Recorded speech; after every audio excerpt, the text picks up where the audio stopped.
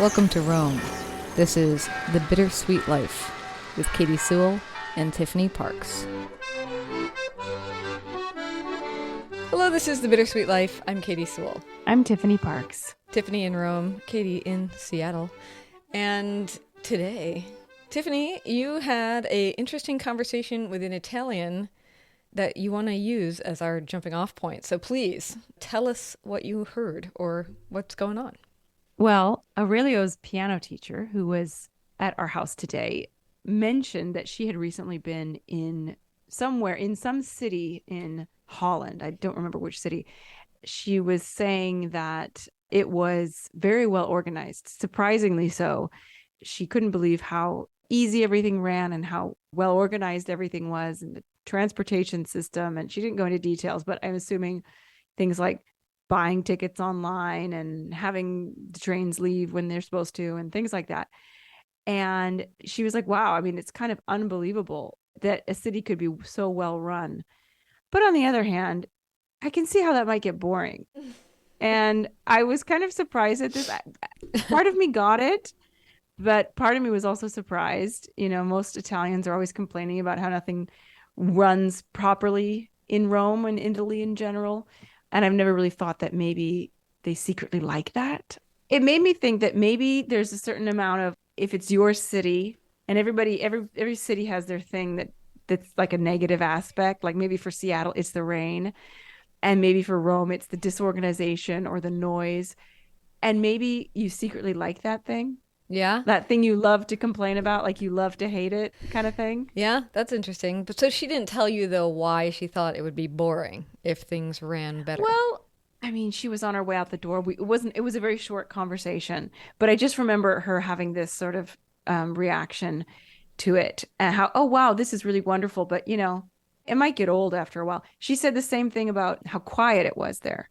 She couldn't believe that a city could be so quiet. And she was like, I didn't think that I was someone who liked noise, but being there, it just felt wrong that a city could be so quiet. That's interesting because, I mean, Rome, and I cannot stress this enough for those of you who have yet to visit there, Rome is like the loudest place on earth. It is, it is such a loud city. It is so loud. And I don't know if because you've lived there for so long, you don't really realize how loud it is anymore. I don't realize it. It is so loud. It is so loud compared to other cities. I mean, I'm sure New York rivals it, but it is just such a loud place. So I imagine if you go from there to a very, very quiet place, it would be a little shocking. And maybe you realize like how much you run on background noise because you always have background noise. There's never no background noise. So yes. Well, what kind of what when you say noisy, is it just traffic noise? What noise do you pick up on? What do I mean by noise? I mean, it's almost, I mean, it would be like, it's everything, all of it. It's traffic. Definitely it's traffic. You know, any place I think where a lot of people ride motorbikes, the traffic is louder. That's just the way it is. Yeah. But it's everything. It's how loud people talk, for one. Everyone talks so loud. Oh my God, they totally do. Yeah. They totally do. Every square has a fountain that's making a ton of noise. We've talked about it. We've talked about it before. Garbage trucks, you know, our garbage trucks make noise, but it doesn't, I don't feel like I hear every splinter of shattering glass when our garbage men come through. So there's something about fair enough. The glass recycling trucks, they make so much noise that it's almost painful to your ears. Like I have almost very, painful. Very sensitive ears, it's extremely painful to your ears. No, but I mean like physically it hurts. Yes. It like physically hurts when they dump that huge bin of glass, especially in Trastevere. I think it's worse in Trastevere because there's so many bars that the trash bins are just full of beer and wine bottles.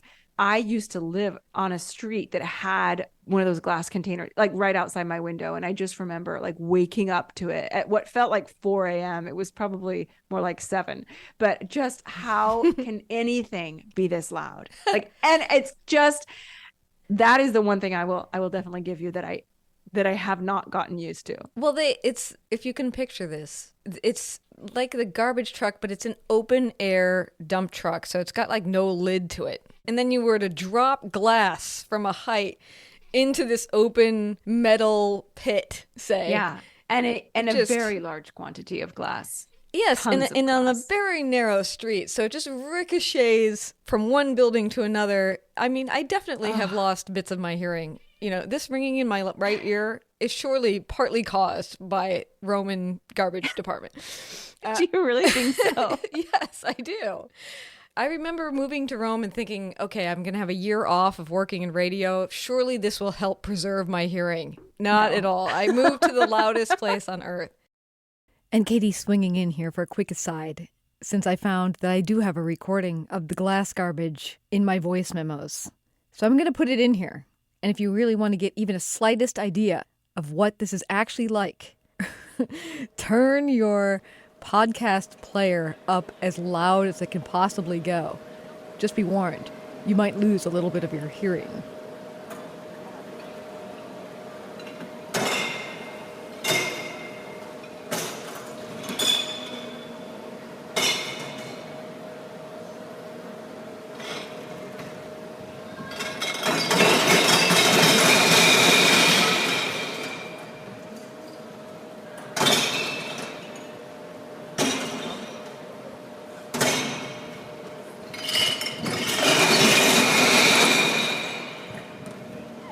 So that's a little taste. Now back to the original conversation. Now, here, it's funny that you bring this up because just the other day I was talking to Derek and I was asking him, you know, we were just sort of reminiscing about, you know, how long it had been actually since we've lived in Rome and how long ago it feels. I was saying, well, would you want to do it again? Like, let's say you got the same fellowship offered to you now. Would you go again? And he paused for a minute and he's like, I don't know. And I'm like, really? You don't know if you'd go again?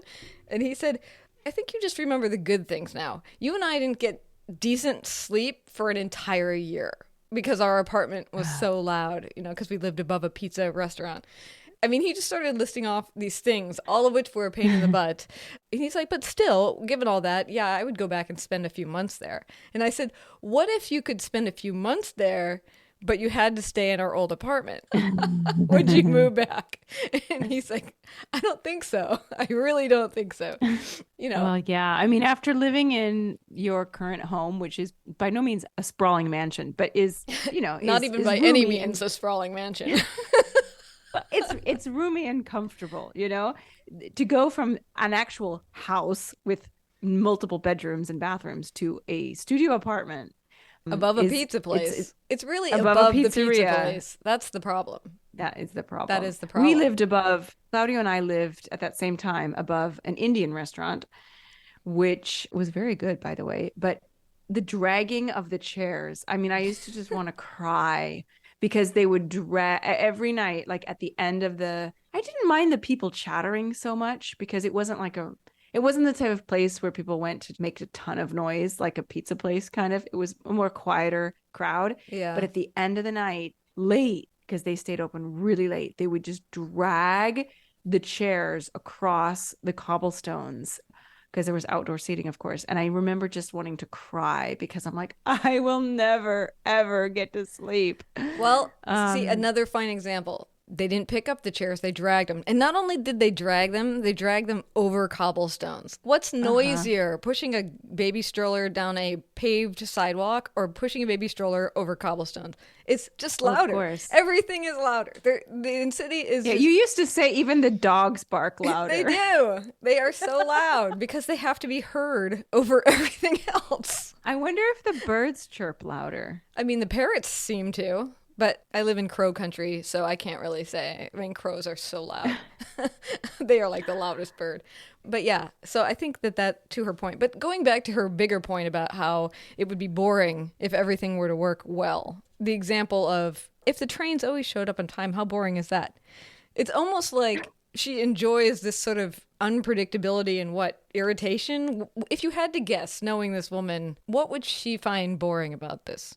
I don't know. Maybe it is the unpredictability. Maybe it's, I mean, we recently talked about driving in Rome. And I always say, you know, Rome is a horrible place to drive. I'm not going to sit here and say, oh, it's so wonderful to drive in Rome. However, when you're in Rome, you know that if you do something stupid and you cut someone off on accident, you are probably not going to get into an accident. Anything can happen, but you're just much less likely. And you're also much less likely to get really yelled at by someone. Like somebody maybe will give you a hand gesture or look at you like you're a jerk, but that's about it. More likely than not, they're just going to ignore it because they've done that and way, way, way worse. And so I think there's something about living in Rome, living in a country, city, but we could say the whole country that doesn't have strict rules. Or that's not true. Italy does have a lot of rules, but they're not really enforced and they're not really followed. So I guess that's the same thing as not having rules. And when you live in a place like that, there is a positive side of that. If you are a rule breaker, if you are a line cutter, if you are somebody who kind of relies on other people to sort of let things slide for you, it can maybe be a little bit jarring to be in a place where everybody is expected to follow these unwritten rules. When I found myself in Amsterdam years ago, I know I was walking down what felt like to me a sidewalk, and all of a sudden, these bikes are coming up on my heels and ringing their bells at me like I'm a criminal because I'm walking on the bike path.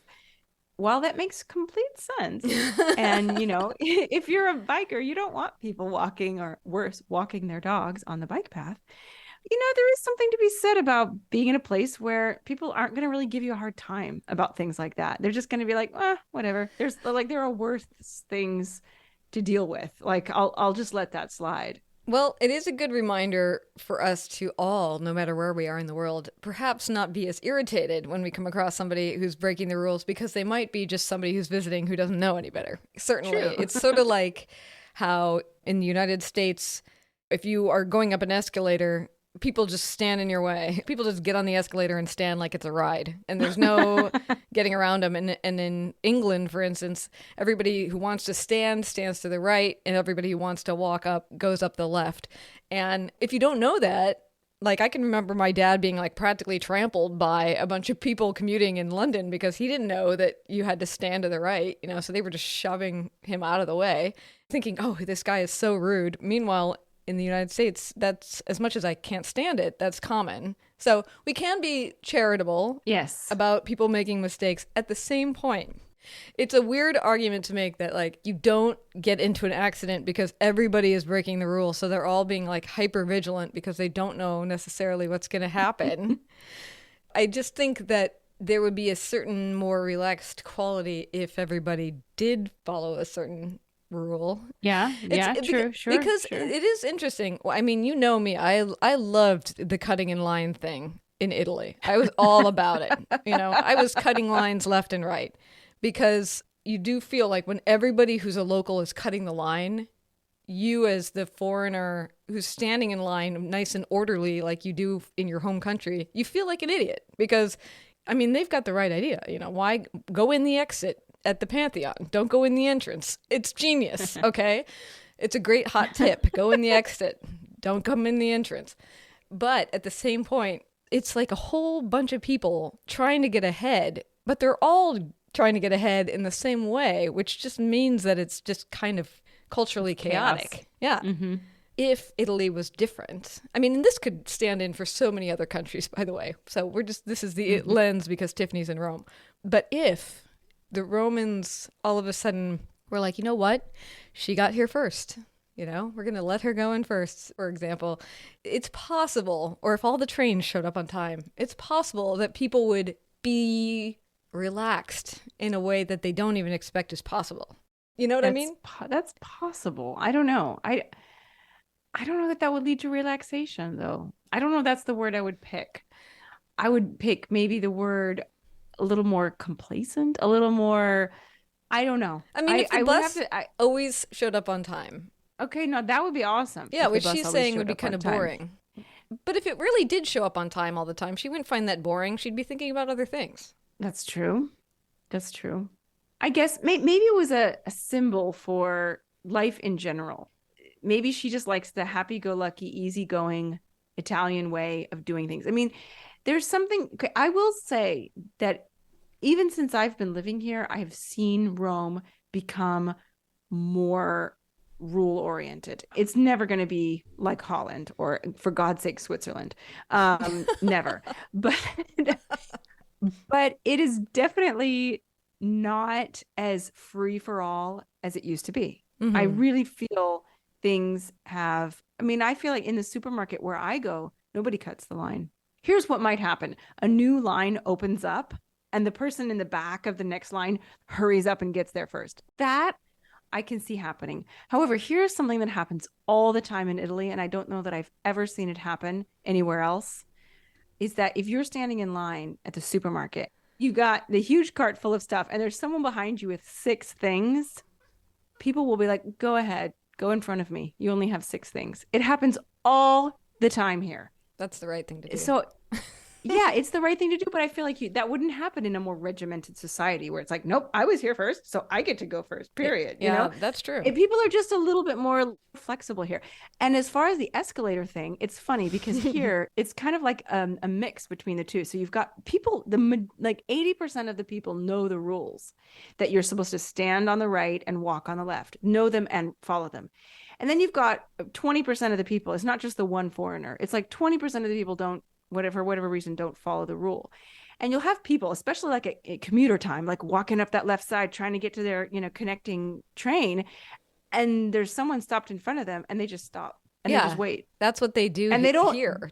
But in Italy, it's people know. Most people know. Mm-hmm. So there's not the excuse that Americans have of it's just not a rule there. And they won't be like throwing up their arms and being like, get out of the way. And this is the walking side. They're just like, okay, I'm going to stop now. Mm-hmm. There's just a more relaxed attitude towards life in general, I think. Interesting. It got me wondering, and I don't know if you have an answer to this, but I think that there's like countrywide things. I mean, it's a little tricky to compare the United States to Italy because we're just so much bigger. But countrywide things, and then there are like statewide things, and then there are city things. And I don't know when you were talking about this, I was thinking of like, well, what are the Seattle city things where it's like culturally what people do? And the one that popped to my mind because I find it so ridiculous is that is that Seattleites have a tendency, if they go and see a performance, it can be a dance performance, it can be a play, it can be a musical, whatever it is, if it's people performing in front of other people, they will inevitably give a standing ovation, regardless of how good or bad the thing that we just watched was. So it has no meaning. I don't think so. I did go to one show recently where one person tried to start the standing ovation and everyone else was like, no way. But that was a rare occasion. What was the show? Generally speaking, I don't know if I should say. Its run has got to be over. So I'm not going to say. But anyway, it was a show that was not terribly unentertaining, but it did feel like it was a professional theater putting on something that a bunch of middle schoolers had come up with. Is how it felt watching it. It was quite hilarious as a former drama student to watch, but at the same point, embarrassing because this is one of Seattle's biggest theaters, and you're thinking, okay, we're out of COVID. What have they come up with in the meantime? And you're like, oh man, they put on a middle school play, except with like adults trying to be serious. Oh, it wasn't actually middle schoolers, to be clear. It was an adult show that just felt like middle schoolers in a community theater came up with it. Anyway. So that one, they didn't succeed. Everything else, though, standing ovation. And because of that, like if you want to be able to see the performers bow and like you enjoyed the show, you want to sort of see them off and applaud while they get their flowers or whatever, you have to stand up. Like you have to join the standing ovation. Otherwise, you can't see anything. And so ultimately, it always ends up being an entire theater of standing ovation regardless. But that seems to be a Seattle thing. Like I don't feel like you'd find that somewhere else. It's so funny when I was my very first year in Boston. It was my freshman year, and it happened to be a big anniversary for the concert hall of the school, which is very important. Jordan Hall, it's an important concert hall in Boston. So we did this huge concert. It was very, very important. It was white tie. There were all sorts of VIPs there. Seiji Ozawa was there. It was the creme de la creme of Boston society and intellectual and artistic society. And I sang with a chorus and the orchestra. We did Beethoven. And I just remember we finished and I was standing next to a girl who had been there a few years longer than me. And they were clapping and they were clapping and they were clapping and they were clapping and they were clapping and on and on and on and on and on and on and on. And finally, after what felt like 20 minutes, they finally stood up. And she was like, oh man, Boston never gives standing ovations. Like it is so hard to get a standing ovation out of a Boston audience. And she's like, man, it took them a long time to get on their feet. So it's funny that two cities in the same country would have such, I mean, and this is 20 years ago or more, but it's interesting. You should choose that particular example. Well, what do they do in Rome? You've been to see a lot of live things in Rome. I'll tell you what they do in Rome, and it's awful. Tomatoes. No, every single time we go to see anything, but it seems to be most common when we go to see, one of the orchestras. What happens is, people clap, some people stand. It's never a full standing ovation. I've never seen the full auditorium, but some people will stand. But what happens is about 80% of the audience leaves during the bows. I find that to be one of the rudest things that you could do as an audience member is to leave during the bows, especially when it's like a lot of people. Because if it's one or two people, like, oh my gosh, I have a plane to catch. But it's everybody. It's almost everybody because everybody wants to get out before the the crush in the hallways or in the staircases or whatever. It just makes me so mad because I'm like, here you are as a musician, you give every single thing that you have in you. I mean, whatever you're doing as a performer, you're usually giving everything you have. But like you are just pouring your heart and your soul into it. And to see everybody just walk away while you're still bowing, like, it just drives me nuts. But that goes with what we were talking about earlier. I mean, quite honestly, they're all trying to get a jump on like getting in traffic, to the point where they don't revel in the event. No, because I love the bows. Like I love applauding. I love the, this is like the only part that the audience really gets to participate in. Yeah, it always chokes me up. And at the same point also, I mean, this is the other thing when we're talking about whether it or not it leads to chaos. If 80 to 90% of the audience gets up and leaves during the bows, they are actually in the crush. The 10% that stay are the ones that get to leisurely walk out later. And people don't think. Well, it's the same. Also, like, okay, what do they do in Seattle when it's time when the metro stops and the doors open and it's packed, the platform is packed and the car is packed? Do you step aside and wait for everyone to get off or do you push in? Because if you push in, this goes to your point. If you just obeyed the rules, it would be better for everyone. Because when you push in, it makes it a misery for everyone, including yourself, because you're like a fish going against the current. You're trying to get in, trying to get that seat. I know. Whereas if it's you ridiculous. Just stepped back and waited. It's ridiculous. It's ridiculous. Well, I mean, to answer your question about Seattle, we would let the people step off first. And secondly, they're never that packed. It's never to the point where you have to shove a nun out of the way, which I have done in Rome, which I would never do in real life. Because you're like... You shoved a nun? I had to move her, otherwise I wasn't getting on. She wasn't like letting me on. And I'm like, I'm not waiting here. There is space. You need to move. Yeah. I mean, and that is the thing, is it completely changes your personality. Like I would never be, hey, you need to move. Shove, shove, shove, shove. I mean, that would just not happen in Seattle. That would be, I mean, it probably does happen in Seattle, but it would not be a common occurrence. I mean, I remember preparing my parents for that when they came to visit me in Rome. Like, we're going to shove ourselves onto the most crowded train that you can imagine, and you just have to shove in. You have to shove in. Like, don't feel like it's being rude. Otherwise, we will just be stuck on the side of the road. So, it's not just this train. It's the one that's coming afterwards that's going to be this crowded. It's the one that's coming after that one that's going to be this crowded. You have to just shove your way on.